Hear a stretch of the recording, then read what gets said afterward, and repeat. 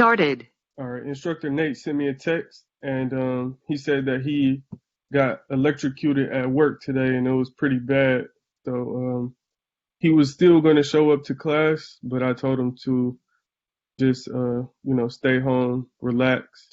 I think he's some kind of tree trimmer, so he trims trees in and around the power lines, and he got electrocuted today. And the last time he got electrocuted, he attended the call, so this time I told him to just stay home and rest. So he sends his thoughts and prayers, and I told him we'll keep him in our thoughts and prayers as well, and send him energy and love. And he actually sent something else too, but I'll tell you guys what he said later. Instructor Nate, he got electrocuted at work. He's fine. He's okay. He's at home, but he just won't be here tonight.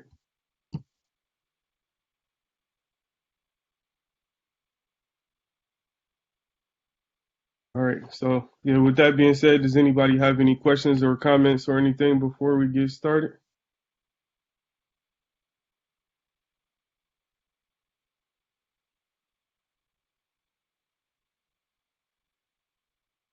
All right. Can somebody recap for me what we talked about last week?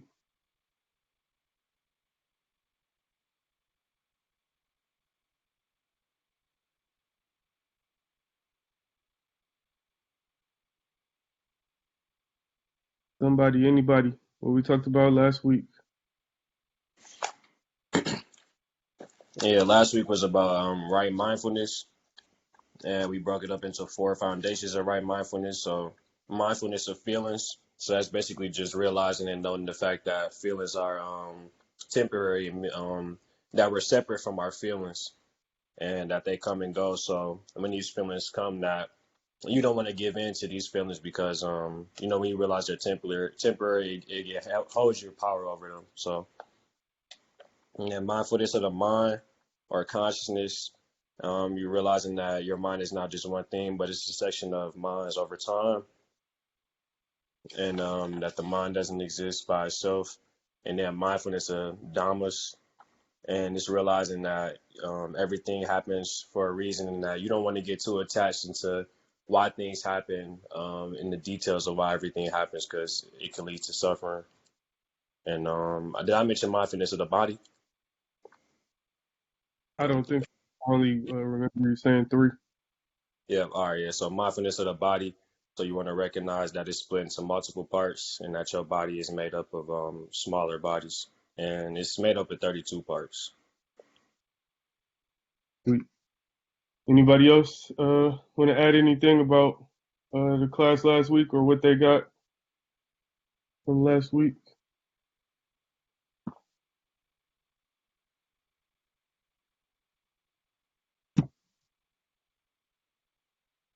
All right, hearing nothing. So tonight is actually the 8th of the Eightfold Path, and it's called Sama Samadhi, or right meditation, or also loosely stated right concentration. So, as we said, right concentration or right meditation is the final practice of the meditative path, and it's about disciplining the mind to see reality as it is. The Pali term for it is called Sama Samadhi, as we just said. Sama, which predicates all of the factors of the Eightfold Path, and that's loosely translated as right. So when we say right mindfulness or right speech, it's Sama before all of the Pali terms. And the last piece of this is Samadhi, and it comes from the root word Samadha, Samadha, and that means to collect, to bring together, and undispersed. So we can kind of get a feel or a flavor for what right mindfulness or right concentration is bringing something together, or to collect. And that thing that we are collecting are the thoughts. So remember we talked about right mindfulness is just being aware of all of those things, feelings, emotions, Dhamma in the body. Whereas this is about bringing that focus and awareness from the macro to the micro. So meditation or samadhi is the practice of focusing your mind on one thing until you've reached the meditative absorption or jhana. Samadhi or absorption happens when the mind is so intensely focused that you become one with the present moment. It is a non-dual state of oneness with reality where the self is gone or absorbed in unity consciousness when you in unity consciousness. When you meditate in samadhi, there is no effort involved. The meditation just happens. There is no breathing. Breathing just happens. And I'm sure you've all seen this type of absorption when, just say if you see somebody do, like a professional dancer, like you don't see the person dancing and the dance is just the dance or, whatever that thing is. Like when you see somebody go into, like, what we call the flow state. It's like, or, I mean, I'm sure you've probably been in the dojo where you've been fighting and you don't think about should I move here or should I move here or what blow should I do?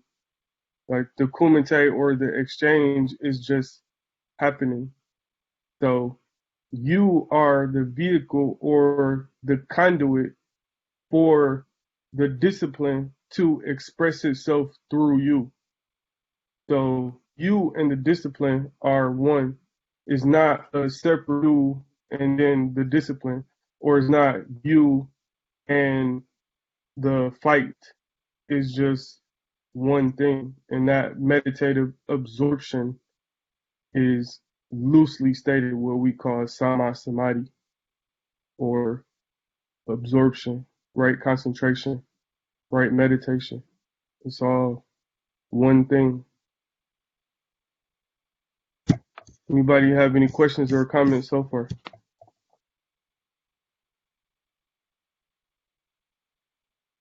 Everything makes sense.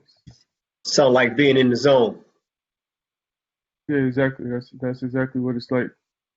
Um, can anybody tell me the difference between being in the zone and right meditation or right concentration? I feel like being in the zone might be more focused minded versus be having right meditation or right concentration. You're not really thinking as much. But yeah, I would say that would be the difference. I was going to say just the opposite. Right concentration is deliberate, pointed thought. Being in the zone is just being in the moment without mechanical thought, but just flow of operation.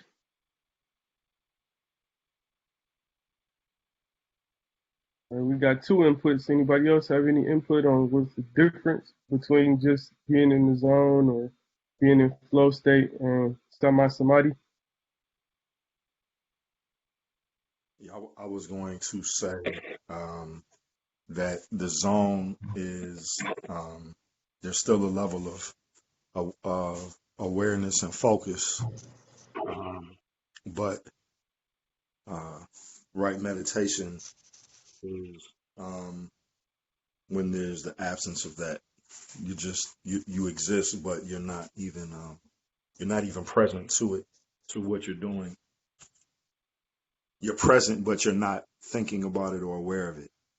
The zone would be like Kobe going off for, 61 or whatever, or Jordan going off for however many points, or an athlete. We see that all the time, but they're aware. There's a focus, and they're aware. But right meditation is the absence of thought about the meditation. It's just happening. That's my 2 cents. Thank you. Yeah, anybody else has any comments about? I would think that it would be subjective, like depending on the person. Like I think that there are times where we perceive people as being in the zone and they're really just in right meditation, or they're in right meditation and we view it as them being in the zone. Thank you. Anybody else? Yeah, I was just gonna say, right meditation. It reminded me like how you said the goal in meditation is to be mindless and kind of submit yourself to the energy of the universe. Whereas right concentration, you have intention, and kind of remind me of like that show Naruto, where you got like a shadow clone, and if you want to make a version of yourself, you need to put, you know, that much energy to make it like a sentient, like full clone. Whereas like the energy itself that you know put into the clone is kind of like the energy that you commune with when you are meditating. If that makes sense. Yeah. Yeah, thank you. We appreciate that. Anybody else? Look like Salama is unmuted. You got something? I was just going to say, today I was driving, and as we all know, the weather was definitely, it was intense. And at one point, I was driving, and I was definitely being mindful of what the weather was serving us. But then I realized that I was back in that place that we all go where when we're driving, where you just like go past like 2 or 3 miles and you're like, wait, what did I just pass? Like, you know where you're going, but you don't really remember the last 5 minutes, if you know what I mean. That place. So that can be Is kind that of right a meditation, or is that being in the zone, or is it one and the same? say again. I said, is that right meditation or right concentration, or is that being in the zone, or is that like one and the same to you? Like, is there no distinction between the two?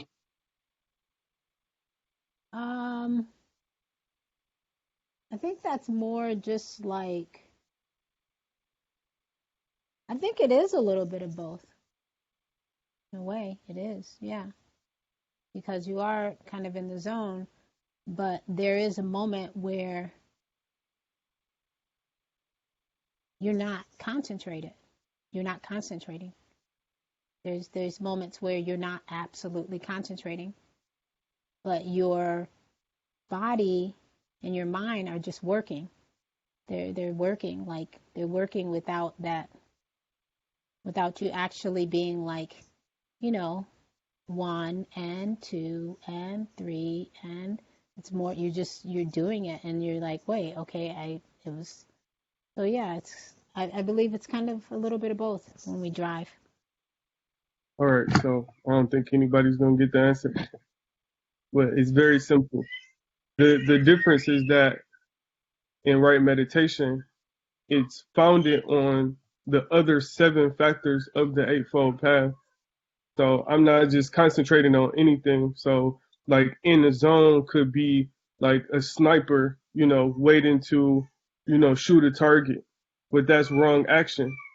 So he could be in the zone, or whatever we call it, flow state, being one with the activity, but it's not right meditation or right concentration because it's not in line with the Eightfold Path.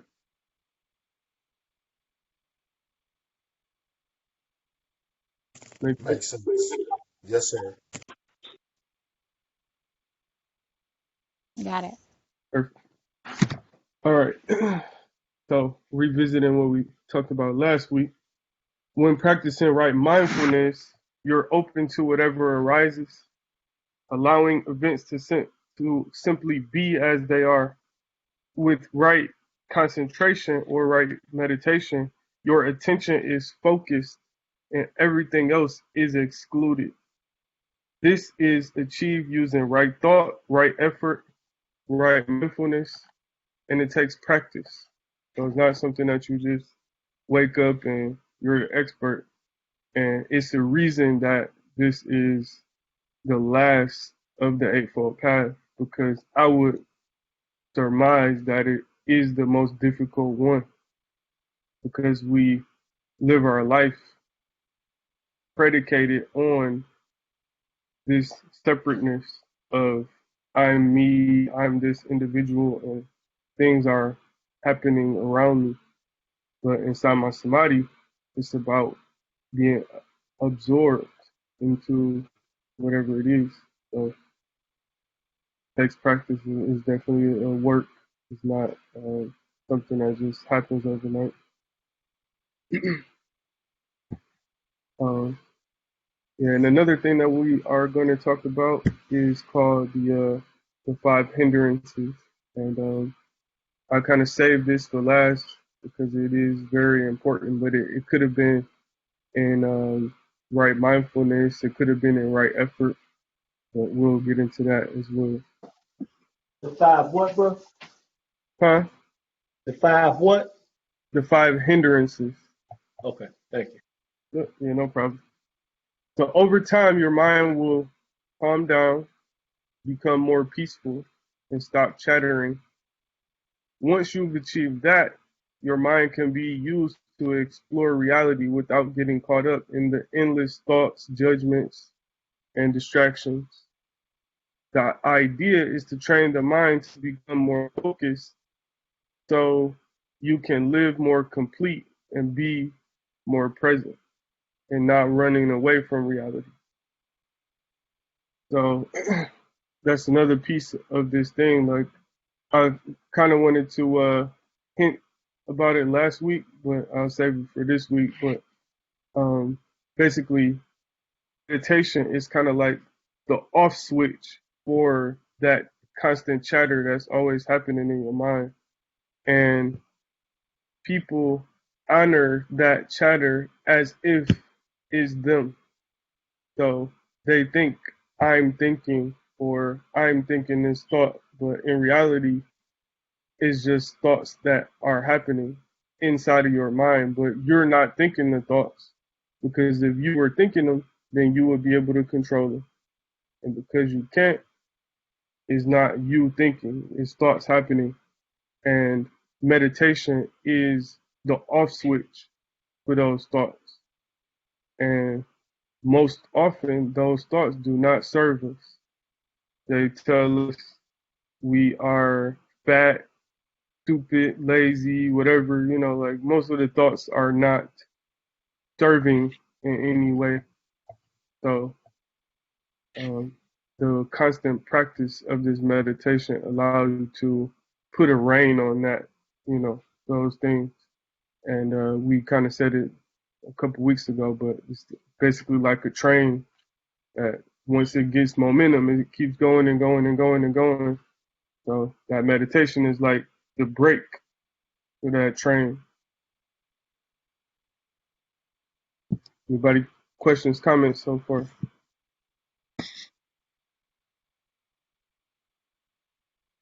All right, we'll keep going. So the untrained mind moves in a scattered manner, which Buddha compares to the flapping of a fish taken out of water and thrown onto dry land. It cannot stay fixed, but rushes from idea to idea, thought to thought, without inner control. Such a distracted mind is also a deluded mind, overwhelmed by worries, concerns. It sees things only in fragments, distorted by ripples of random thought. So that's basically how we normally operate. Untrained mind, no meditation. We just go about our day to day. And I know a lot of people experience this type of thing when they're attempting to go to sleep. It's like you just keep thinking thought and another thought and another thought and another thought. By the time you know it, you up for an hour thinking about stuff that's not even real, thinking about tomorrow that hasn't even happened yet, or thoughts and judgments about yesterday or 2 weeks ago. It's like, no, come back to the present. And that's a big piece of why we start people with only the breath, because the breath is the most or the easiest thing to stay present and stay aware with in and out breath. All right. So, as we alluded to, the 5 hindrances are mental factors that hinder progress in meditation and in our daily lives. So, these are basically like if you are on the path, either the Eightfold path or the meditative path or any of these, subset of the other 3 parts in the path. These are like stumbling blocks that could get in the way. So it's like things that you should watch out for. Just things that could be hindering your progress. So number 1 is sensory desire. And this is a particular type of wanting that seeks happiness through the 5 senses of sight, sound, smell, taste, and physical feeling. So basically wanting to feel good or taste something good or see something good.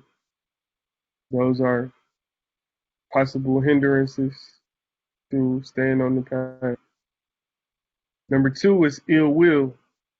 And that's any kind of thought related to wanting to reject something.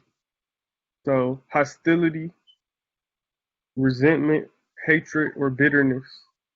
All of those things are rejection. It's like pushing away something that you don't want. So we got sensory desire as the first hindrance. The second one is ill will. Third one is sloth or torpor. And that's heaviness of the body and dullness of mind, which drags one down into disabling inertia and depression. So it's like basically like laziness or boredom. So you can see how one can get bored in meditation or lazy and not wanting to do meditation or not wanting to do any of this. So that's definitely a possible hindrance in the path. Number 4 is restlessness and worry. And that's the inability to calm the mind. So that's like the opposite of sloth and torpor. It's like can't sit still, can't be quiet, you too fidgety. And the last one is doubt, and that's lack of conviction or trust. So the 5 hindrances to the path: sensory desire, ill will, sloth and torpor, restlessness and worry, or doubt. And all of those things are like possible stumbling blocks to watch out for when you're on the path. Questions or comments?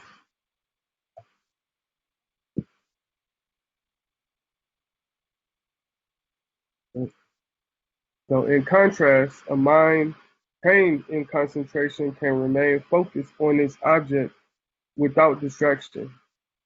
This freedom from distraction induces a serenity, which makes the mind an effective tool for our use as opposed to our thoughts and mind using us, which is what normally happens.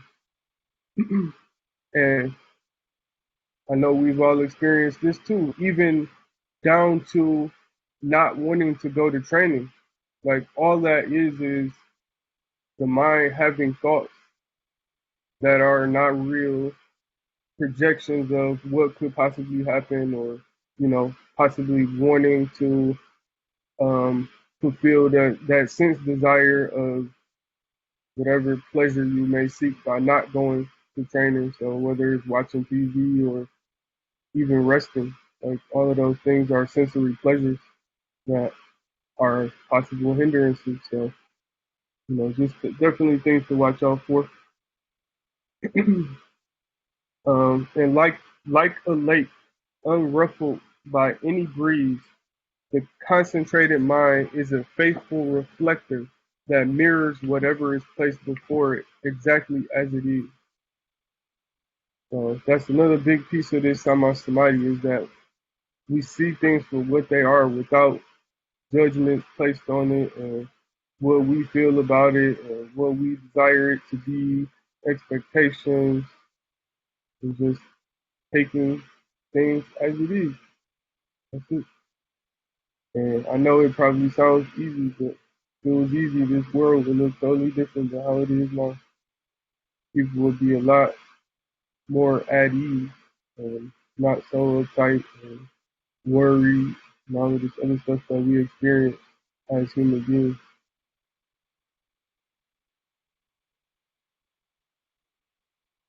The questions or comments, we rounding off to the conclusion. I didn't know y'all was gonna be this silent today. Yeah, just I'm just reeling it in, especially I would say to your point, it's harder to have right meditation and focus when a lot of these things that we have in technology, we can multitask, at the drop of a finger. So it's real easy for our attention to get divided into other things. Yeah, most definitely. Anybody else, anything? Questions, comments, anything resonate with anybody so far? I have one when you were saying in the Eightfold Path, like right view to understanding can be at the beginning and the end of it. I can see how these two go hand in hand.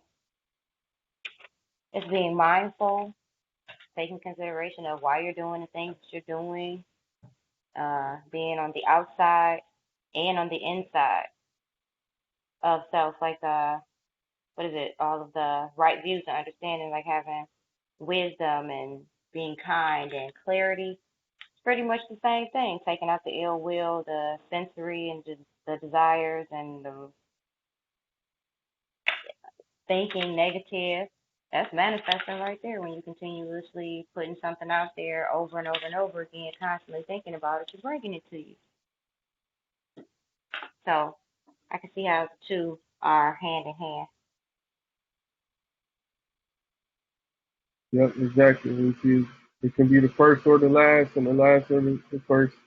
They all go right hand in hand with one another.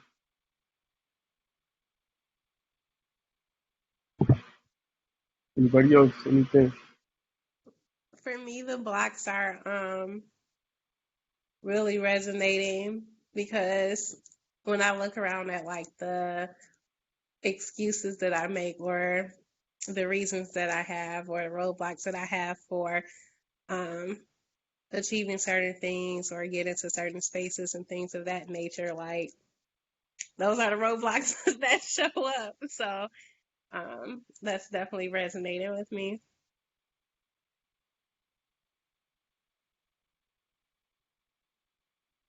I was thinking a lot about earlier today I saw a video and there was this girl who was talking about how she feels like pretty exhausted and like on this path of like all this self work and healing herself, and like sometimes you just really don't feel like it, but you know better. So then it's kind of like an internal battle. And I feel like I resonated with that a lot because it's like, I know I shouldn't drink this, or like it just has you, or for me, a lot of these conversations have me thinking about every single thing that I do or do not do.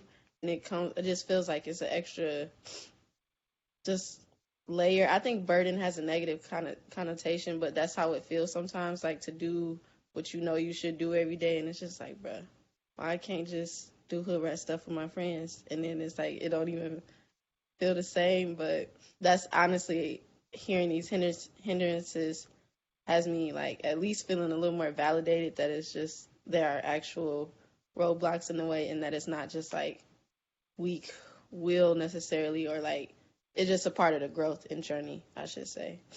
So I liked hearing all of that. Sure. Just about everybody can relate to that. Except for you.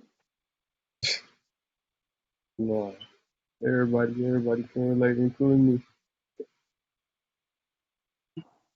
It's so funny that we were just talking about the sensory, like these hindrances of like taste and smell. So I was positive for COVID. And one of the symptoms that I didn't even anticipate was I lost my sense of smell and taste. I lost it for, I would say, a good 4 to 5 days. I didn't get anything else. Like, honestly, it was just like a regular cold and a flu and muscle aches and whatever. So that's why I have not been there physically. Just I've been talking to Instructor Keith, but losing those two and realizing how much I love food kind of hit me. Especially after we've talked about like these attachments and like being attached to food and loving food. I talk about it all the time. I talk about how much I live to eat. And then I realized, wait a second, this is actually a lot harder than it is. Just like noticing that that's one of the biggest things that recently have come into my life, and like getting it back and being able to taste and smell. I'm so appreciative of it. Not in a way that it's extreme, but at the same time trying to like contain the excitement of it coming back. So that's my piece for hindrances. Yeah, and what's interesting too is that you got a false negative on the test. So it was like, that was crazy. Yeah, I found out a week later the lab tech, she got fired for misreading the report. Like it was bad. I felt awful for her, and so I kept thinking about all these things, like uh be the observer, like realize that it happened, there's nothing you can do, take it for what it is and proceed accordingly. Especially since there's a lot of, people are scared and there's so much going on. So it's so easy to get caught up, and then like everybody feels the need to tell you stuff about it, like, oh, this has long-term effects. I'm like, nope, this is my little bubble. If it happens, it happens. This is what's gonna be. Like, I'm not gonna turn it into anything that's more than what it is. I just want to protect other people from it. So like, yeah, it's been a process. So we're glad you're okay, because we've all lost people who, had COVID. So glad you all right. Anybody? And the Chinese point about the loss of taste and smell, it just feels like, this is emotion talking, I guess. It just feels like everything about the enlightenment path goes against all the pleasurable things about being human. So it's causing me some inner conflict personally. It's just like you can't do shit, can't do nothing. Enjoy your food. You being in your flesh. You know what I'm saying? I hate to be that guy, but it just makes me feel like it. We Wow. love you, Guy. I'm glad somebody said it. So that's how I was feeling too. It's gotta be, it's somebody in there. You know, it's gotta be one person in there like that. Yeah, I think we all feel the same way. But again, this is why this whole path is so important, near and dear, and why it's so relevant. Because the thing is, it's the middle way. So before the Buddha left, he was a prince who was supposed to be a king, and he had all of the riches, all of the wealth, all of the best food, and all of that. And then he realized that, it's old age, death, sickness, and suffering. So he wanted to get away from that. So in his quest, he left and became a severe ascetic. And he was secluded, living out in the woods by himself, drinking his own urine, eating his own feces, like, very, very, very severe, like against pleasure, So it's like I'm about suffering. I'm gonna suffer my way. I'm gonna meditate all the time and only, he was down to eating 1 grain of rice per day, and he looked at himself in the mirror and he wrote about it. He was saying that his eyes was, sunken in, and he was like, every time I touch my stomach, I touch my back, and every time I touch my back, I touch my stomach. Like, that's how skinny he was. Like, he was right about to die, and then he went and somebody gave him some rice pudding, and he ate the rice pudding, sat under the tree, 7-day meditation. And he come out and said that the pleasure is not the key to enlightenment, or the severe fasting only meditation. He was sleeping on beds and nails and all of this kind of stuff. Like, he said, that's not it either. He said it's somewhere in the middle, and that's the middle way. So it's like you can enjoy the sense pleasures, but not get caught up in it, and not, hold on to it or be attached to it. So enjoy it, but don't get caught up in it.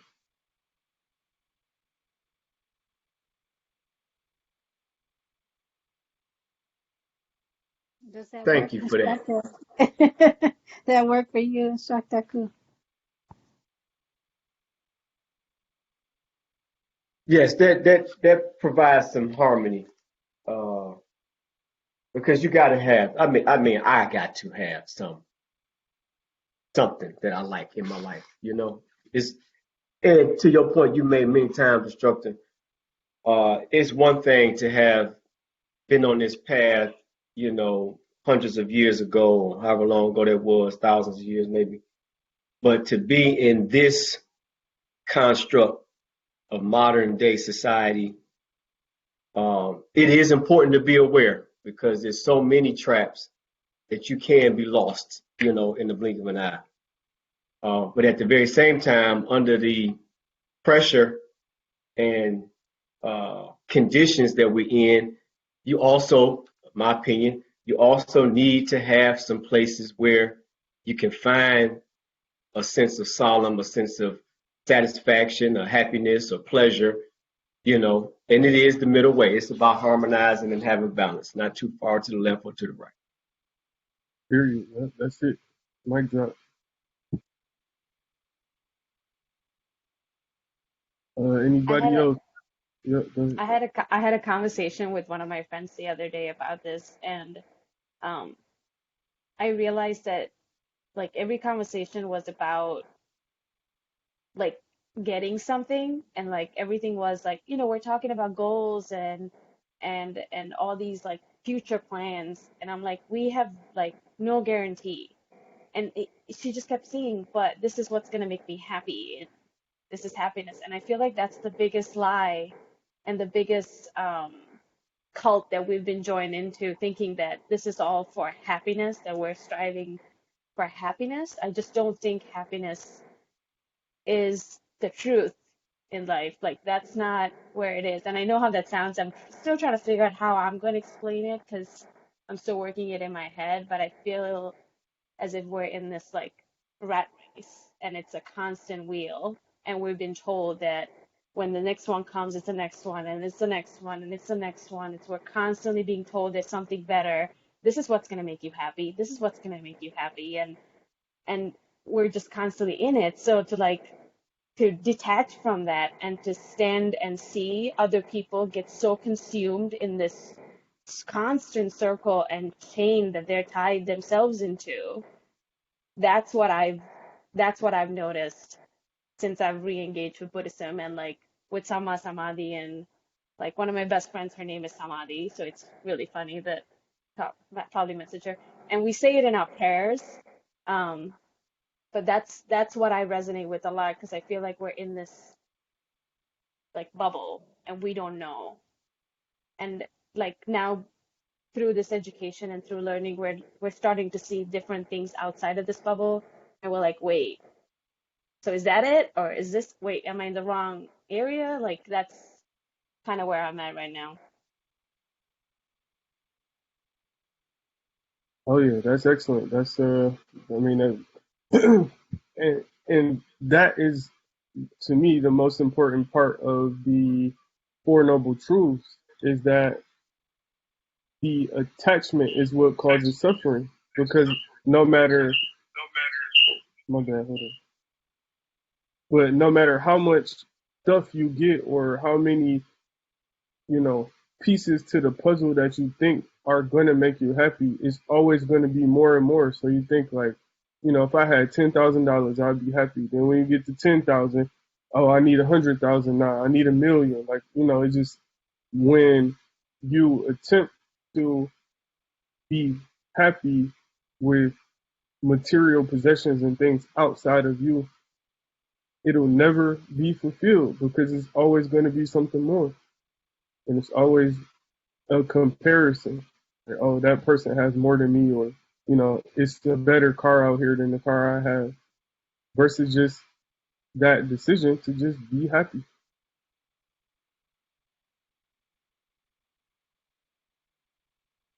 Yeah, I'm glad you brought that point up about, this concept of happiness, because like everything here is always tied to some past concept or some future concept. Like you said, you get the degree, you get the job, you get the car, you get the house, you get the partner, then you have your happiness. I've been to jail a lot in my life, and one thing I learned in jail, because when you sit in jail, you really have time to just be quiet. You ain't got much choice. I realized you can find happiness anywhere. The first time I went to jail, I had these thoughts in my head that I was gonna be miserable, but when I got in there, I just found things that made me happy. Sometimes I compare my situation. When I feel like I'm not happy, I'm saying I guarantee somebody in the world would love to be in my position right now, wouldn't complain at all, and that always puts me center line. No matter what situation I might be in, whether somebody passed away, stressed, I'm hitting some hard times. I know somebody out there's hit it harder, so happiness can always be found in the moment. It's just how you view the concept of happiness. Exactly.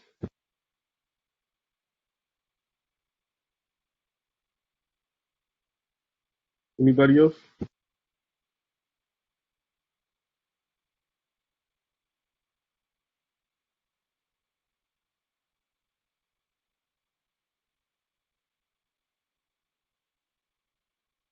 I was gonna say, Nobody else?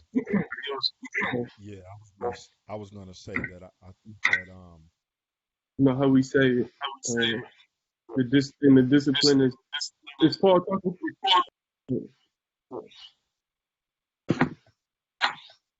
hello, can y'all hear me? Yeah, yeah. Go ahead, yeah.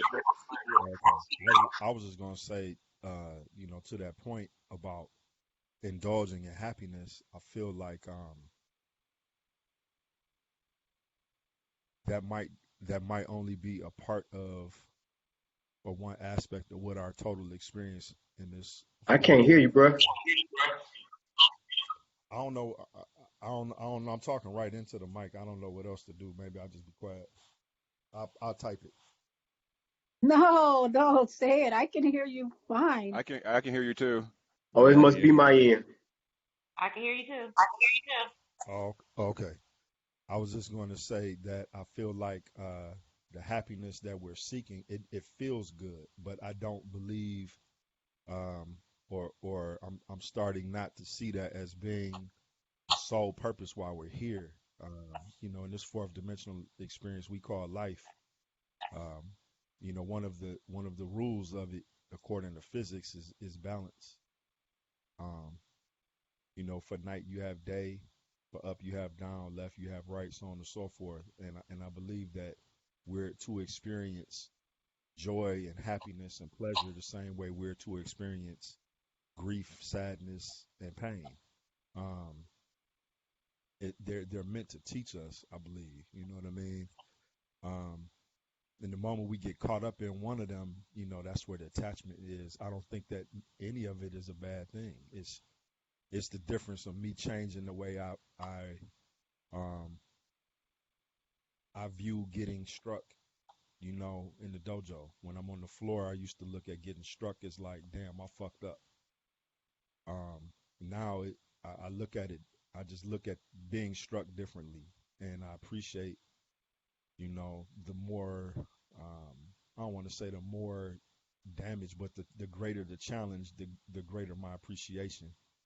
Um, because I know it's meant to evolve me, and that's really what I think we're here for. So whether it's a quote unquote good day in the dojo or a quote unquote rough day in the dojo, it's all dope. And I had to last few months, I really had to come to a different understanding of how I view the obstacles and the challenges and the joys and the pleasures. You know, it just those things are we cling to them quicker because they feel good. You know, and physiologically we're releasing dopamine and serotonin and all of these feel good endorphins. And so it's easy to get, you know, attached to those things as opposed to being juxtaposed to being connected to all of the experiences. And so um, I think that's what kind of helped me with our 21-day raw cleanse is that I was just here for the ride. I was there for the experience and you know, present to it as best as possible. I overindulged over the last week, and I feel like shit as a result. Like I'm vegan, but it was still over. I overate. You know, I over partook in too much pleasure, and you know, I was out of harmony with what I need to be doing. That's just my 2 cents on the joy and the happiness and all of the sensory pieces. Sure, yeah. Thank you for that. Appreciate it.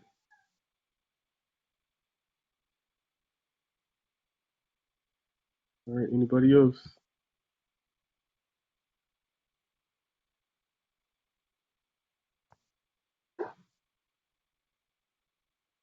What if suppose the reason why we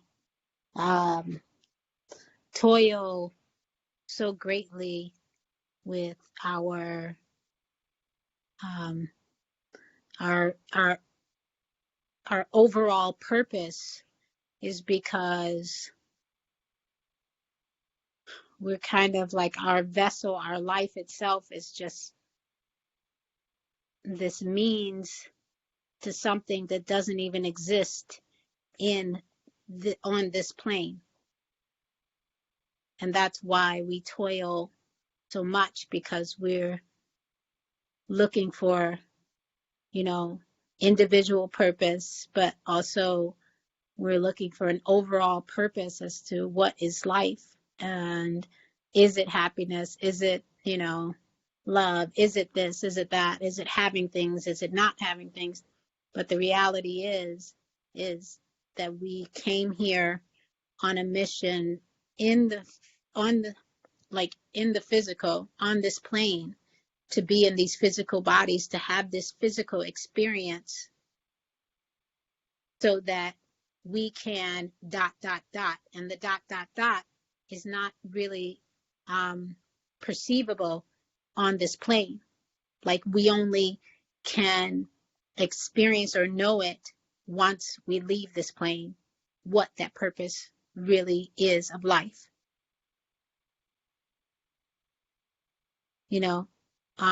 Almost as if, almost like a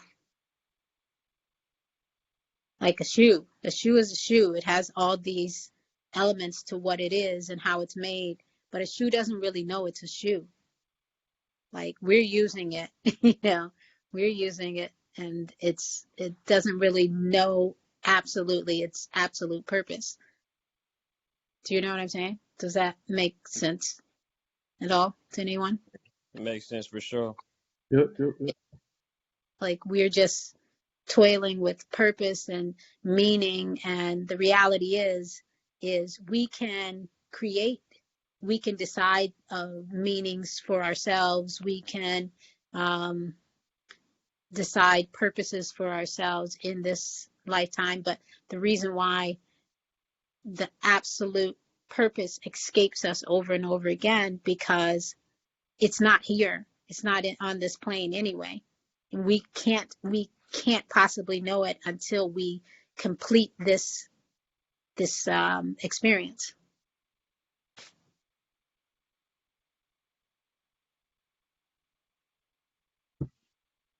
Yep, that's plausible. Guess we'll find out.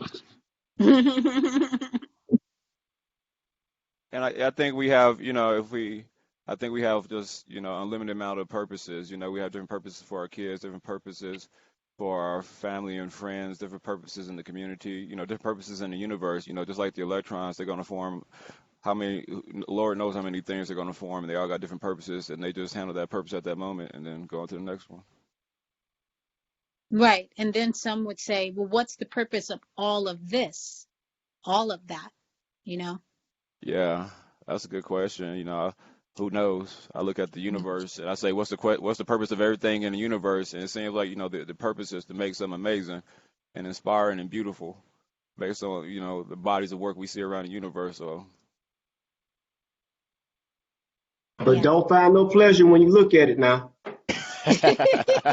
Hey, hey, now enjoy the life, enjoy the Find life, instructor Q. find the pleasure, just don't attach to it. Don't overindulge in it. Or overindulge and then just be able to walk away. That can happen too.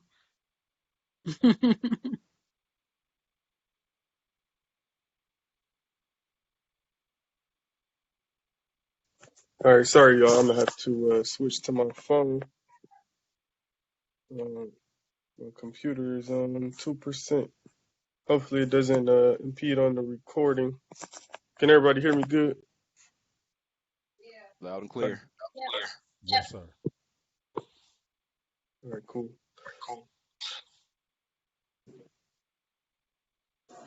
All right. So, as we say often in discipline, is that we tell lies, right? And it's not so much that it's a lie as in wrong speech, but it's a lie in that what was true yesterday is not true today.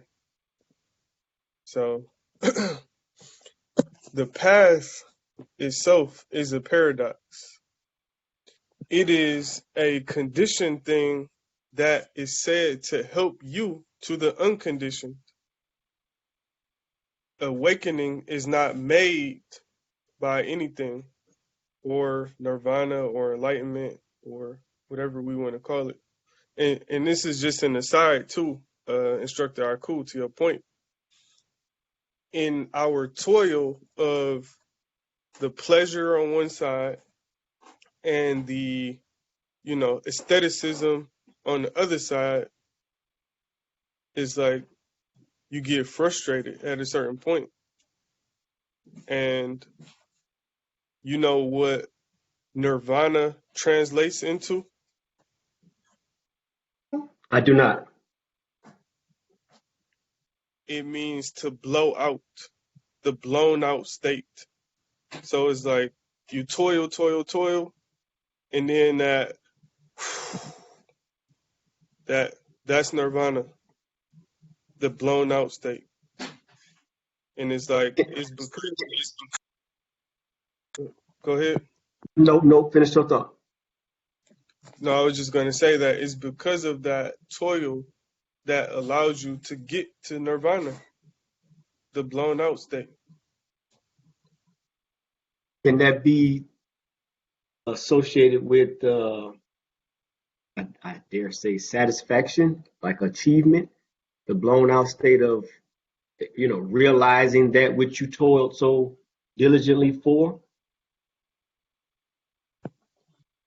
Yeah, I mean, they say, it is a pleasurable experience, but I'm not sure if the pleasure comes from satisfaction. Is That's yet when to be determined. instructor, when you say the blown out state, you made this sound like an exhale. Is that what you did? Because I couldn't see you. Did you exhale? Yeah, that's what I did. Yeah. Ah, okay. So the release is hmm, like like you said that after the work is done, finish the task. It's that Oh, like in between the reprieve in between combatants in a multiple, or in between move, the command to move in a floor practice, or uh just that small piece of that little bit of heaven, like when we reverse cover or something like that. We've been on that one leg forever. I mean, it can be likened to all of that, but I'm just saying that that's literally what it translates over into is the blown out state, or to blow out, to release. Thank you. So how it looks in the actual physical reality and how it feels is subject to interpretation, and it's definitely dependent upon each individual person. But I'm just saying that I get it. That's all I'm saying. Because I feel the same way. Like, man, like everything is a deviation from the path. Like, you know, the the whole thing about even teaching this eightfold path is like being able to narrow it down to the most important yet understandable pieces, because like even this samadhi has so much involved in it that is like it's just ridiculous. It's 82,000 teachings that the Buddha left. So it's like being able to narrow it down to the most important thing is a big thing in itself. So it's like, he got teachings on everything, but it's like again, just following the middle way. Like some stuff we're gonna follow, some stuff we not. I mean, just is what it is. It feels like it's all about surrender, like obeying the fight, like even the deviations. I mean, it's a deviation from the path according to, what, at the end of the day, if it leads us to what we're supposed to be led to. Yeah, exactly right. Yeah, I'm glad you said that, Paul, because it's literally a surrender to the fight. You hold yourself to this certain standard after learning all of these things, and in that, it automatically is going to lead to suffering because you can't uphold that standard 24/7. So when you just got that when you just got that mindset, like, man, it's gonna happen, I'm gonna deviate some way somehow, it just make it a lot easier. So yeah, I definitely say I'm working on that. Yep, you jumping a little bit ahead of me. So yeah, let me finish, and then that's pretty much what we're gonna say right here. So as we said, going back, um, awakening, nirvana, enlightenment is not made by anything. It is the product. It is not the product of anything, including the Buddha's teachings. Awakening, your true nature, is already always present. We are just not aware of what we are just not aware of this reality.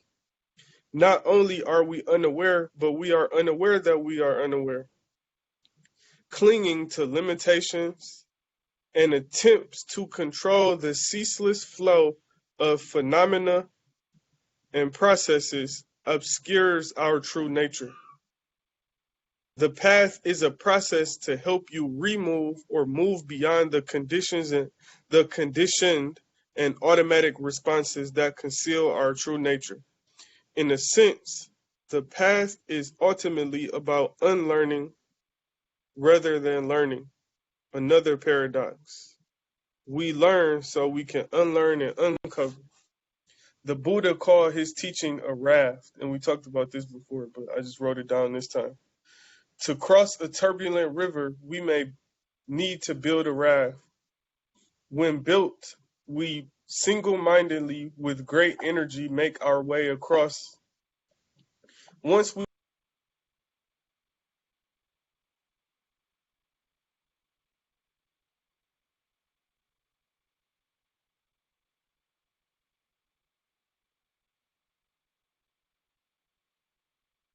We lost you, instructor. Anybody else?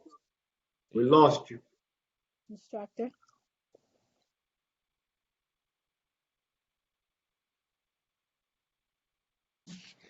Type it in the chat. I think he switching devices again too.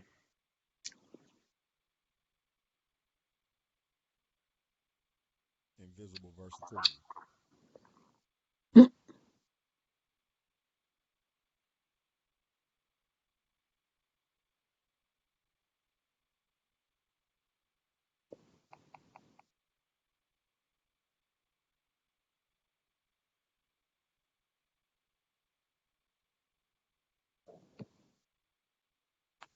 My bad, y'all. My bad. I know it was like I left y'all at a cliffhanger.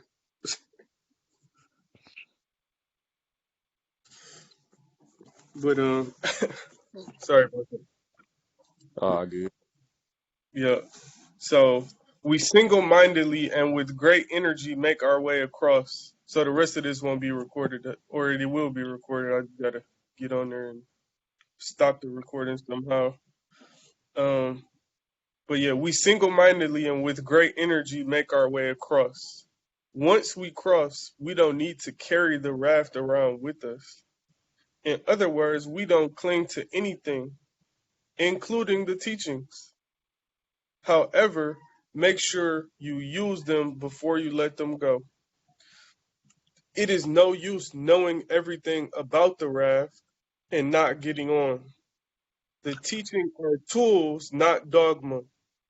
The teachings are upaya, skillful means or an expedient method. It is a finger pointing to the moon. Don't confuse the finger for the moon.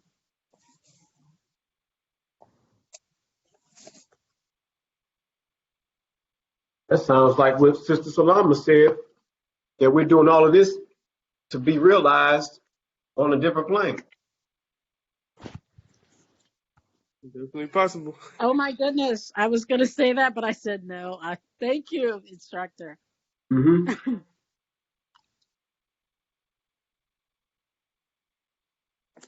It's deep.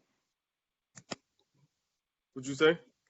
I was saying that's deep about the finger to the moon, not that the finger is the moon. You could look at these teachers like, okay, I'm learning that this is it. I'm about to hit enlightenment. You know, it's like, nah, man, this just the finger you pointing towards, building up to where you supposedly want to be. So that's deep. Yep.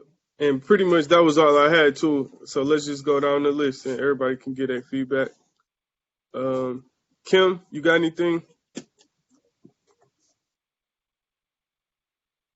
Not tonight. I've just been listening and taking it all in and really see why this would be your favorite path, or your favorite one out of the Eightfold Path, excuse me. Basically applying everything, and using the teachings and realizing that it may be difficult, but it's worth it in the end. I keep thinking about every time we have a discussion, the one thing that's always repeated is, it is what it is. Just be, accept things for what they are, and the voice that doesn't matter always comes up like, well, what about this, or what about this, or what about that, and but then it's always addressed like, yeah, that voice don't matter, or those things don't matter. Just let things be what they are, and just basically just live. So it's just about applying everything and utilizing it, and that's all. So today was great as always. Glad to be on. Thank you. Yep, thank you. And just one point of clarification. It's not that it doesn't matter. It's just that we don't have to listen to it. That's all I'm saying, is that we can hear it. Thank you for sharing and keep moving forward. So we can hear it. Oh yeah, you're tired. You need to stay at home. You need to rest. You don't need to do this. Thank you for sharing, but I'm going anyway. Like that. Not that it don't matter. Just we don't have to take heed to what it says. That's all I'm saying. Got you. Thank you. Yeah, thank you. Instructor Aku.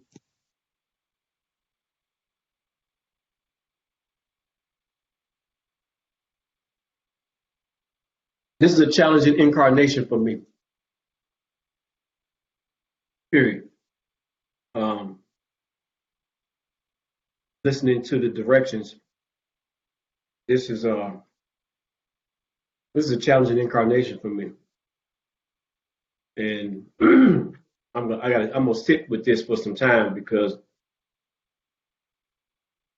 I intend to, shake the planet in a good way before I leave here. Um, and if enlightenment is the goal and dispatching of karma in order not to have to do this again, it's going to really require me to do some changing. And even though I feel like I don't feel like I am an upright being by and large. Um, and I like to think that I'm pretty even, pretty harmonized, not going to one extreme or the other. When I compare my thinking and my, what's the word, sense, salaciousness, my sense, my pleasure zones where I find pleasure, taste and touch and etc. Comparing it to the instructions. Yeah, man, I got a lot of I got a lot of distance to cover. Uh, so this sits me on my heels to really, consider, you know, some things about myself that are challenged compared to the outline, as given. So challenging incarnation, brother. That's what all this. That's the mirror that I'm looking at. Yeah, and I mean, it's good that you say that, but the thing about this incarnation that is different from your other incarnations is that you got a team. So you ain't got to go it alone. You got us, you got the council, as well as all of the disciples of the 36 chambers. So we all in it together. And I'm truly thankful for all of y'all. Thankful for you as well. Mina, got anything?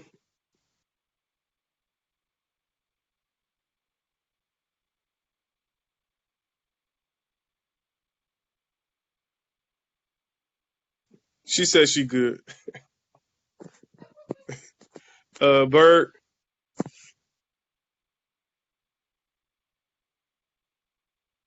No, digested a lot. Just like I said, y'all helped me orientate myself.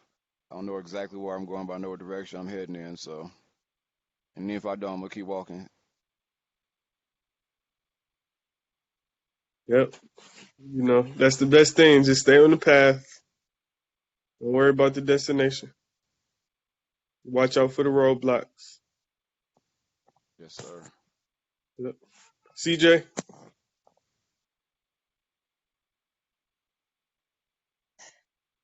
This is kind of hard to put into words, but for me, it's like the more that I learn about the different aspects of this experience, the more beautiful it becomes. Because it's one of those things where you might struggle with things sometimes, or you might deal with things sometimes, or you might wonder why this, why that. And sometimes you feel like you're the only one, and then you learn about different paths that people take. You learn about people's different paths to enlightenment. You learn about different ancient texts and other people's holy scriptures and things of that nature. And it's almost like you just get all of this information that just kind of makes you realize that it's all part of the human experience. And there's something beautiful in that, because the tree doesn't get the human experience, the bird doesn't get the human experience, like you get the human experience, and you get everything that comes along with that. And so there's just so much gratitude that I feel for even the points of confusion or even the points that seem a little stressful, because it's like to be chosen or to have chose this, something this complicated yet this simple, is beautiful, because it's like we're not on this path really to get somewhere where we haven't been. We're just on the path just to be. So we're chasing this simplicity, or we're walking after this simplicity and sifting through the complexities that we put on it. And it's just so beautiful to be human to me. Oh yeah, it's been a long road for you to make it to this human experience. So you Yeah. know, it's glad we finally made it. Ashe. Thank you, Emerson. Yeah, Aaron on deck. I got a few things. So like, I'm glad you mentioned the team aspect as well. I was thinking earlier, I really need to open or be more comfortable with speaking truthfully and speaking what I actually want to express. It's kind of like being a part of the Justice League, and you don't want to talk about the fact that you got super speed. It's like, bro, we all here doing the same. We all here doing the same thing. Come on, bro. Like, just a weird mind state. And oh man, I'm really just focusing on or working on the fact that being true to being true to the things I know that I pleasure, or, my vices, being truthful with my own demons. It's like, man, you doing all this stuff and improving. And it's like, man, at least acknowledge that you do enjoy these different hindrances and things like of that nature. And I think it then becomes easier to avoid those hindrances when you become so true with yourself, that you acknowledge that you do indulge in those things. So, just working on that. And man, it's a lot it's hard to put into words right now, but I really appreciate y'all 100%. 100%. Yep, we appreciate you, Aaron.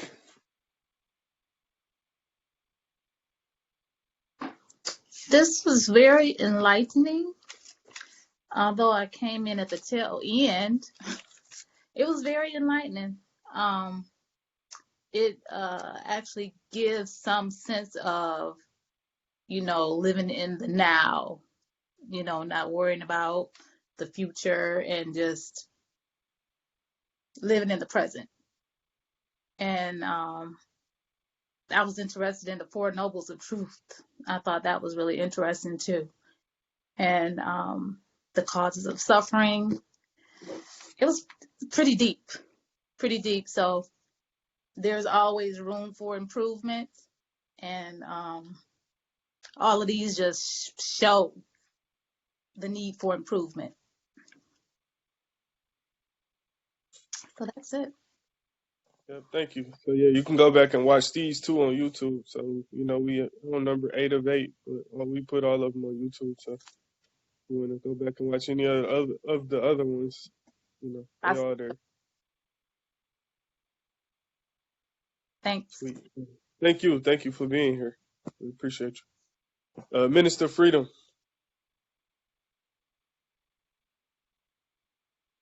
Peace, bro.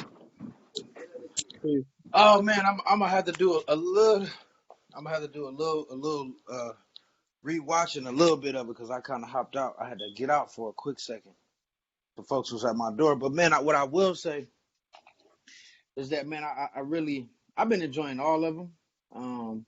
But I think not this class in conjunction with everything else that we've been teaching it's been nice for me because in my personal perspective, it put a lot of things that I already knew into a deeper perspective. And in particular, and even after I was just thinking about listening to a few other people get their answers, just true mastery over self, true mastery over the physical body, mastery over the emotions, mastery over fears, and just like, just different things she was going on, especially like the different hindrances. And it's good to, I can appreciate a lot of those things being put in perspective. You know what I mean? I know just me personally, especially coming from the school of thought I come from, you get such in the habit of everything being so allegorical, everything being such a theology of kind of pulling that understanding out, versus between this and in terms of the Eightfold Path and just things being straightforward. Man, and I understand that that's part of the principle of one of the principles you was going through, is just speaking right and just speaking straightforward, speaking out of right, so that just can help give a perspective how to really orient oneself, and even I like one thing that you said earlier that kind of stuck with me, that perfection exists, and in the moment, and then like what you said, that was that I've been thinking about that ever since I heard you say it, like, damn, in that moment of peace, in that moment of thinking of making the right decision or conquering over whatever is hindering you, that is your step to being a better person. So, I've been grabbing a lot from it, man. I definitely appreciate it, bro. Yeah, appreciate you. Always honored to have you. Oh, man. Pleasure's all mine, bro. Thank you. Sorry I couldn't be here all the way through and just really get at it, but I've been listening through all of them, so I'm going to definitely listen to it again. No worries at all. We'll be posted. Jalen? Man, so this has been a really good class. I think it brings meditation full circle for me. Like how you said a couple classes ago, we're in this dimension to master thought, and this is the only dimension where there's time between our thoughts. And with the in between that time, like you identifying the 5 hindrances, because like, we entertain one of these 5, on a daily basis, you know what I'm saying? And like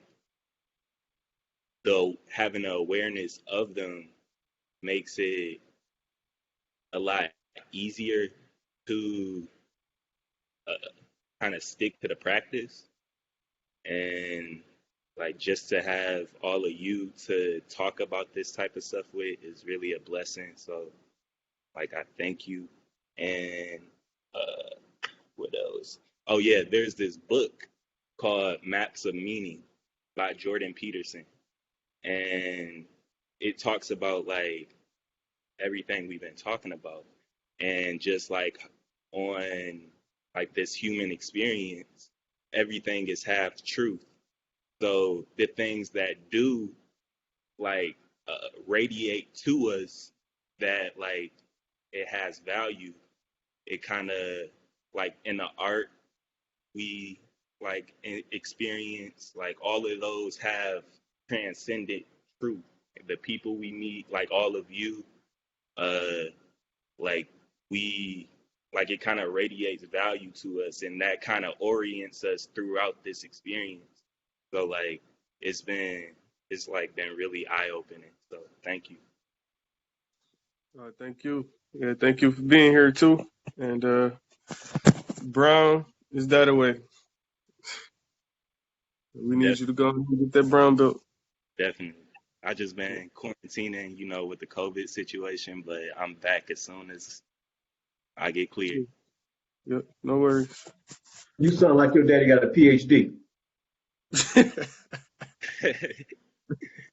Thank you. Thank you.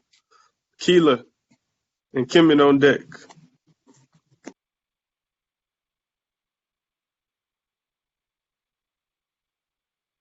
Muted. Sorry, I was muted.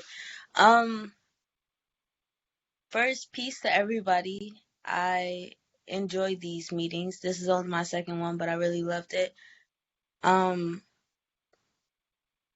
think that timing is real. I want to say that more than anything, because I've been saying that like since I first started coming, that if I came at any other point in my life, I probably wouldn't have gotten as much as I'm getting out of the experience now. But when I was younger, when I first started college, when I was 18 and I first got the chance to be on my own, I decided that I didn't want to be Christian anymore. I didn't know what religion I wanted to be, but I decided I wanted to give every religion a chance. So I started studying religion very loosely and doing my own research, and I realized, well, I started like, hey, what's the most peaceful religion out there? And it came down to Buddhism and Hinduism. And only difference for me was Hinduism talked about war at some point, but Buddhism did not. And when I got deeper in it, I realized there was no person for me to go and lay at their feet. With Buddhism, it was more that I had to go inside of me. And Buddhism was so much, like you said in the last session, not a religion, that you could practice Buddhism and you could practice any other religion as well. So I like that freedom. And that was something that stuck with me. But I didn't really get too deep into it, but I did. And so coming back here now, I love the conversation. I can say that. Because where I came from, my mentality has been all over the place. Like, and Ray knows that, he can tell you, but like me growing up, I grew up around so many different people, because most of you might not know, but I didn't grow up with my parents. My mom passed away when I was very, very young, and my mom, that's Raynell's aunt. Both of our moms are sisters, but my mom passed away when I was 10 years old, and my dad, he was, out doing whatever he was doing. So I grew up within the family, and I grew up here and I grew up there, and I had a street mentality, very, very street mentality. And I took myself out of that. I chose not to hang with this crowd. I chose not to go this way. I chose to make those grades. And so being here and having these conversations, that right consciousness, that right mindfulness, I think that everybody who has that ability is super strong because to be able to remember all of that while other people choose not to, and they choose to operate on autopilot, and you have to be the one. It's like driving in a road where everybody has on like their blinders and you're the only one who can see straight, and you have to be mindful, because if they cause an accident, you knew they had their blinders on. They couldn't see you. You saw them. So I just think that the right timing with everything was awesome, and I love it. I love the conversation. But yeah, thank you for being here. We know that you are Raynell's cousin because you came with that that analogy, and she's the queen of analogies. So that was an excellent one, though. We thank you for that. We appreciate you. And see you Very tomorrow. powerful testimony, Keela. Absolutely. Thank you. I get the analogies from her. We used to be writing raps as kids, and she used to one up me all the time. So that's where I get it from. It's her. She the OG. Oh, we challenged each other 1 week apart. Oh, we had to. We had to. A week and 2 days. Yeah. All right, Kemet.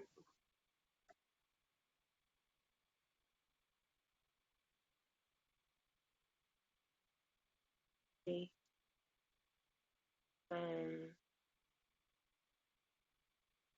so this is my first one. I feel a bit like I'm digesting a lot, catching up. Maybe some of the things we talked about, like the eightfold path and the five. What are they called? The five suffering hindrance. I was appreciating that, but I felt like I kind of missed it. So I definitely want to listen to the rest of the videos. But I'm just grateful to have this space. I was chiming in with what Keela just said about, I guess the timing of where I am in my life, and like just walking into this space with all of you, and I'm grateful for the timing.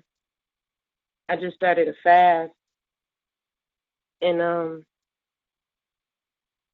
And I'm just appreciative, and I feel like I dream about all of y'all a lot, you know. And I was thinking in my head not too long ago that I wanted a space where I want to talk to y'all more.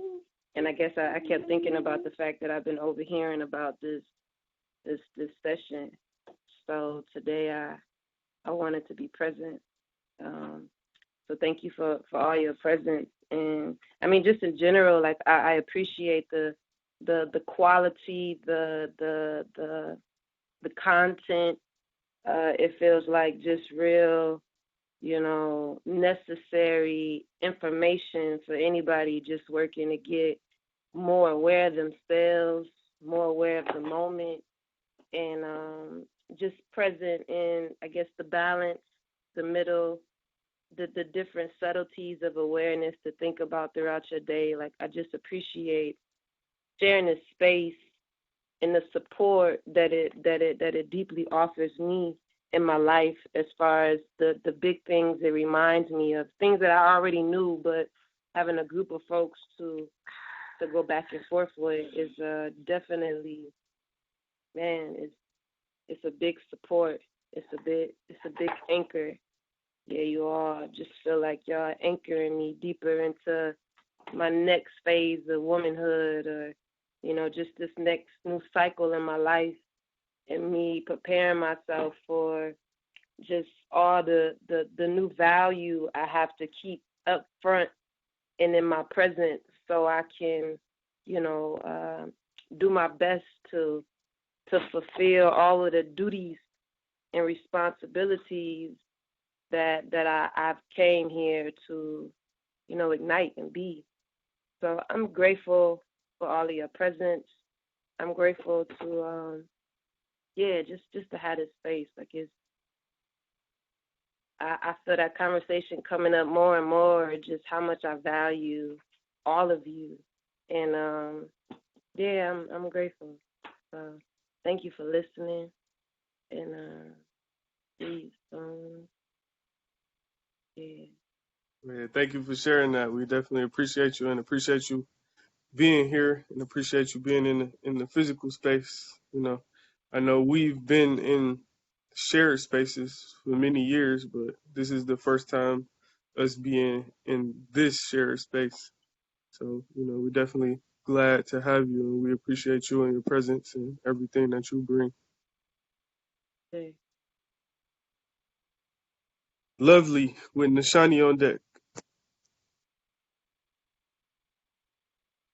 Well, I can honestly say, listening to everybody I've sat here and I've shook my head because I can a lot of what has been said, and everybody is so loving. Everybody is being vulnerable. I've heard more stories about personal things from a lot of people. I don't think it's been that way on any of these other lessons, and it's just amazing how we are all connected and have experienced and lived the same life in a sense. And we are all here in togetherness as a collective sharing this life. It's great. Like, even with the five hindrances, other people have said it. I see myself in a lot of it. And I'm very thankful that I'm under the guidance of you all. This is like perfect timing. Everything is divine. We are all in perfect space at the perfect time. And I absolutely appreciate all of you. You guys are family. And I'm happy that we circle back around and we're doing this together. Ashe, thank you. We appreciate you. Nishani with Paul on deck. So that's definitely something I've resonated with, because I had just randomly found you guys, found this gym because I had wanted to like kind of get back into self-defense, martial arts, all of that, and then now this took a whole turn into reconnecting with Buddhism, something I grew up with, and something that I never really connected with. Like, I didn't understand it. It was just forced, like I said last week. And I had just started coming into physical classes, and then COVID happened, and now I felt like I just disconnected again from, finding a new community kind of. But this is why it's also amazing, and I'm grateful for the technology that we have today, so we can do this, and we can talk to each other, and we can connect with people and see their faces and hear their feelings and know what they're going through. So, kind of tying that to the Samadhi, it's like everything's connected and seeing things for what it is and just being grateful in the present moment and constantly being, because it's even Buddha, like what Instructor Keith said, like there's pictures of him I remember, like of him like bony, and he looked like horrible when he was going through in his path to attaining enlightenment. And even when his son was born, there's a phrase where he says like that's why the son is called, he was named Rahula because his dad, Buddha, like said, he just caused a hindrance in my ability to attain enlightenment. He's a problem. He said that out of his words, like he, as an attained, enlightened Buddha, those words came out of his mouth. So, like I'm thinking back into that, and I was like, because we're like what with the shoe concept, like we don't know that we're the shoe yet. So it's just constantly gaining this insight and realizing that even the most proper ways is still not the right way because there's still adjustments to it. There's really no perfect ways. Like some of the things that I'm focused on is observing the hindrances, because these are like this is every day. Like ill will, my God, how many times have we just been like, I want to just, all right, never mind, catch it, Nishani. Like I tell myself, catch it, pause, and let it go. So like the restlessness of worrying about things I can't control. My family's in Sri Lanka, so I can't control a lot of things there. And doubt, like self-doubt, work with life, all of that. But I keep telling myself, you just have to catch it, observe it, see it for what it is, and accept it because it came up for a reason, and then proceed. So I'm really grateful for this. I'm really grateful to connect with everybody, to hear everybody's stories and their truths and how they perceive things. This is quite an amazing journey to be on. Thank you. We definitely appreciate having you. And hurry up and get back into physical space when you can. Thank you. Paul, right on deck. Can y'all hear me? Yep. Okay.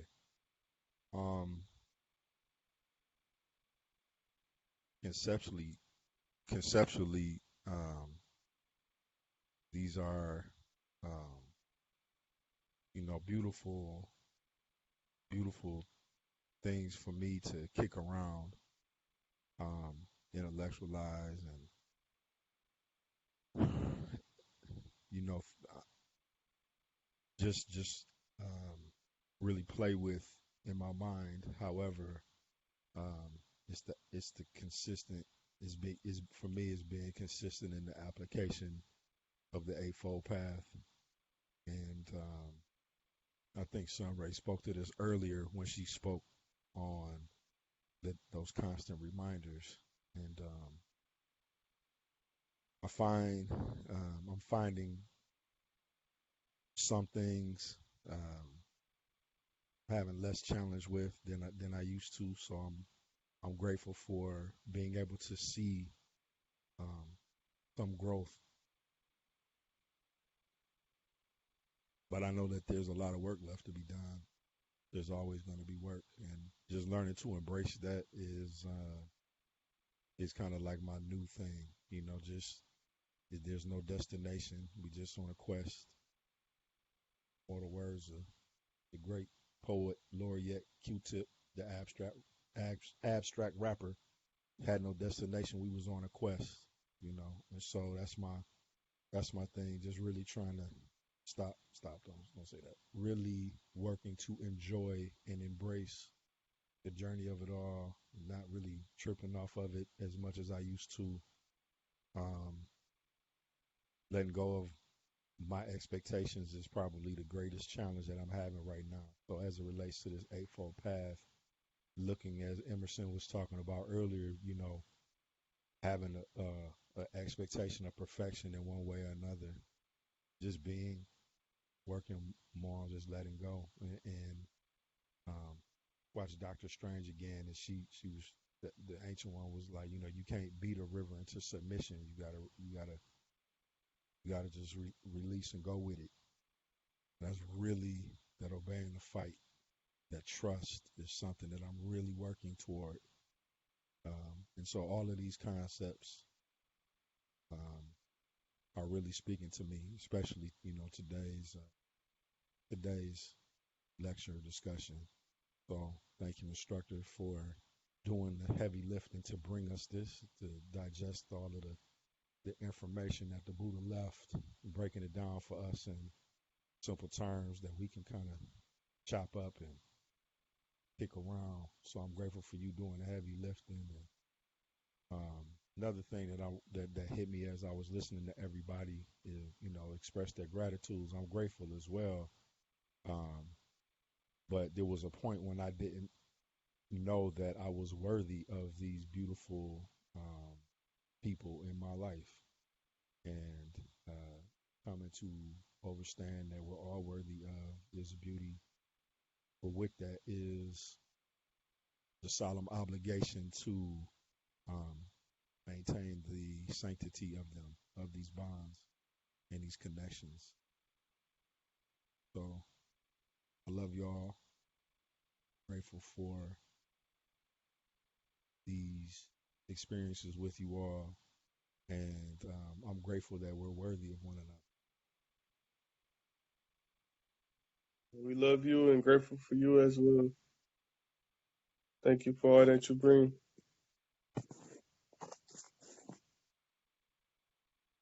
All right, Rada, we're right on deck.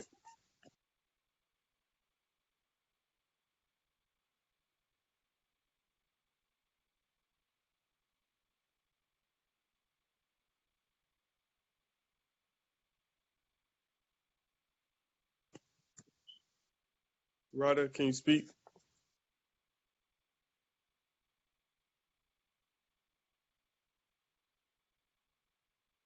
All right, we'll go to Ray, and then if Rada can come back on, she'll speak. So Ray and then Rafa on deck. I appreciate the call, the opportunity to hear a lot of different perspectives on the same topic and how people share their personal connections. I was just thinking about how this call, other than actually being at the dojo, I don't really socialize or interact with people that much. So like this is one of the most social times or times to get in that, to connect with people. So I do appreciate that. I was thinking a lot about the middleweight comment, just because like so many other people expressed, or the sentiments expressed about like sometimes I feel like you really just cannot do anything or enjoy anything at all, or at least that's how I feel sometimes. And I was reflecting on like the last few years and just like the person I've always been, somebody that's doing something really extreme. So like I was just like, okay, for the next 6 months, I'm not gonna be on social media. I'm not gonna take any naps, or I'm not gonna eat sugar. Or like I would just do something and just be like, to see if I can do it. And people, all my friends used to make fun of me, like, why are you doing that? And I'm like, to see if I can, like, just because I want to say that I have this kind of control over myself and over my life. And then there's always like these cycles that I go back and forth in between of being like super on, like at the gym every day, working out, eating clean, like doing everything that I know I should do. And I just had this moment where I'd be like, what am I, for what? Like, I want a cheeseburger. And like, I would just go get it. And that's it. Like all that last 6 months of everything. And then I get into a space after that where it's like, you really did not need that cheeseburger. You so weak, dog. You just suck. And then it turns into like an existential, like, what's the meaning of life? Why am I not, like, why am I here? Does it all really matter?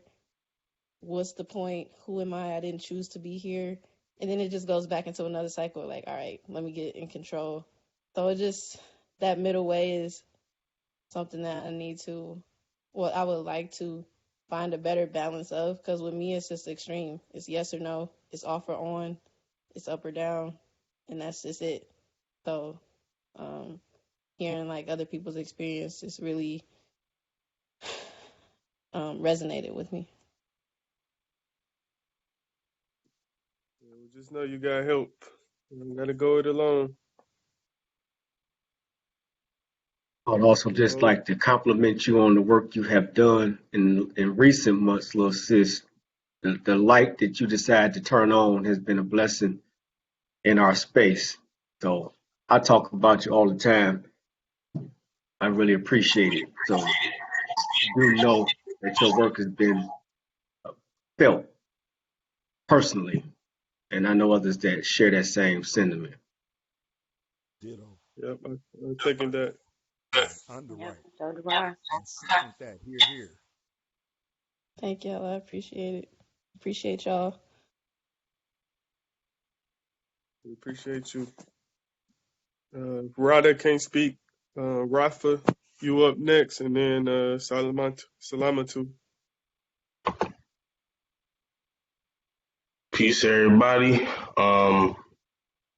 This was probably the realest conversation that we've had. Well, I'm having now. I didn't have to say earlier, but I came into the 36 Chambers late. Give me 1 second. I came into the 36 in this cohort late, and I just feel, I feel at home with, especially with tonight, because I just feel like, every emotion that I've had, I lack expression. I'm starting to realize, a lot of times I just don't have the words to express them. But like listening to everybody tonight, like I agree with everything that everybody's been saying. And the thing that sticks to me every week, whether it's here, whether it's in the physical spaces, that is a camaraderie, and that I don't have to hold my cards to my chest and I can be more expressive. And it's nothing that I'm experiencing that nobody else is experiencing or feeling. The fact that Instructor Aku said, man, this seems like we just can't do nothing. Like, I felt like that, at some point in doing all this, like, damn, do I really, want to pursue this middle path for this enlightened life? Because it's like, damn, I don't really have nothing to enjoy, but, that just comes from ignorance or just a lack of knowing and having a conversation. It shows you that there's a whole lot more to life and that we have to pursue it. Instructor Keith said it a few weeks ago in one of our Saturday classes that a lot of us just want to stay caterpillars and we don't want to get in the cocoon and become butterflies. Reading the book Flow, it talked about a lot of stuff we talked about tonight, like, being scrutinized for seeking balance, that today's society just don't respect order anymore. So a person that meditates or a person that has a strict diet or a person that wants some type of balance in their life, they get looked at funny and they get treated funny. And I've felt alone for, a number of years going in the new career path that I'm going, which is really a life path, being honest, because I'm a social entrepreneur now. I do things for the advancement of society, in the Black community. I want the community to be better. And I'm not just looking at my pockets or myself. I'm looking at everybody. It's very hard. It's been very hard for me in my life to have something material, and then I got to ride up the street around a bunch of people who have nothing. It weighed on me, but it also created like a sense of paranoia. So me changing my career path, me changing my life path is, I think, me absorbing a lot of stuff that we talk about, in today and other classes, We know a lot of this stuff innately, but going in more depth and detail is just a joy. But overall, I just really enjoy the camaraderie that we share in these spaces, and in the physical space. Technology is great that we could connect like this, but I really do. I'm making that commitment to you all. Like, the cards is off my chest, and um I'm fully into this now. Like last instructor Aku said, like, you're not letting it out. I didn't know what he was talking about, when we started class, do our first breathing exercise. I thought I was doing everything right, and I didn't understand. I kind of still don't, but I'm just translating that to a bigger sense. Like, I know that I hold my cards to my chest and I don't really express myself. But tonight was just a real full circle moment. Um, Thank you to everybody who shared a story, said something. Thank you to the instructors for their honesty and transparency. And I'm happy to be a part of this. And let's get it. I'm excited to continue to move forward and see what life is about in this middle path, regardless of how boring it may seem, and whatever. But I don't got much else to say. I'm gonna check out. But thank all of y'all tonight, and I'm gonna see y'all when we all meet again Tomorrow. tomorrow for sure. Yeah, thank you. We appreciate you. All right, Salama, and then Terry close us out. I just want to say, first of all, as everyone, thank you, instructor, for doing, as Paul said, the heavy lifting on this, and getting this prepared for us, these lessons every week, along with the practice in the dojo. And thank you for everyone else as well. This, like everything, like all of the experiences, whether it's on the floor or whether it's here virtual, it's like every time, it's like my entire being is just, my mind is blown. My entire being is blown to like pieces, and in a very good way, in a way that it's just so much information, and then it always, like, for all of us, it hits home. And I feel like I spend the rest of the week picking up all the pieces and figuring out what fits where and what doesn't fit anymore, and this is one of them. And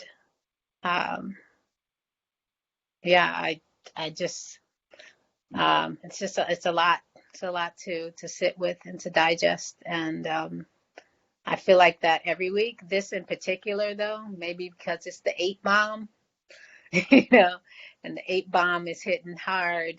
It's like I feel like I'm literally sitting here with like both my hands looking, and just there's all these pieces everywhere. So yeah, it's a lot to work with, a lot to work with, in a great way, like I said, it blows my mind to the point where it blows every part of my being of who I think I am or was to pieces, and then leaves it there for me to sort in this way with the Eightfold Path. I mean, yeah, wow, that's it. Just like, this is a lot to chew on, and every week I feel like I'm still digesting from before. So Wow. Yeah. And we all chose each other, and I just keep thinking like, I keep thinking about when I was asking for this, and I asked for this for a long time, and I was like, where are the people? Like literally in my head, and sometimes out loud when I was alone, like, where are the people? Where are my people? Like the people who I know, like that I'm supposed to be traveling on this journey with in this space, and learning what is the truth, and here it is. And not as the it's not like, where's that ice cream that I wanted. you know it's intense, but I appreciate it. Thank you. Thank you. We definitely appreciate you and appreciate everything you bring as well. Your dedication and commitment is unmatched.